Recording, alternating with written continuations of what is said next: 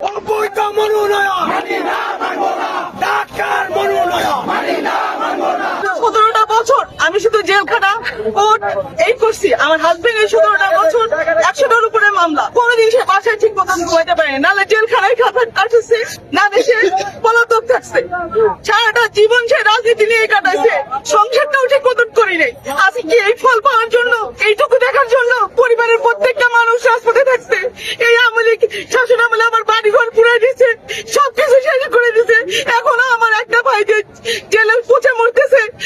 এই পাওয়ার জন্য আজকে 17টা বছর এই করছি। কোনোদিন আমার মেয়েটা ঠিক মতন আমার বাবাকে পাই নাই, মাসের পর মাস জেল খাটছে এটা পাওয়ার জন্য।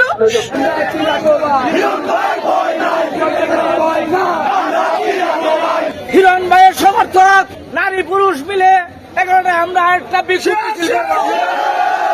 যদি মনোনয়ন পরিবর্তন না হয়, হরতাল অবরোধ পদত্যাগের মতো সিদ্ধান্ত আমরা নিতে পারবো।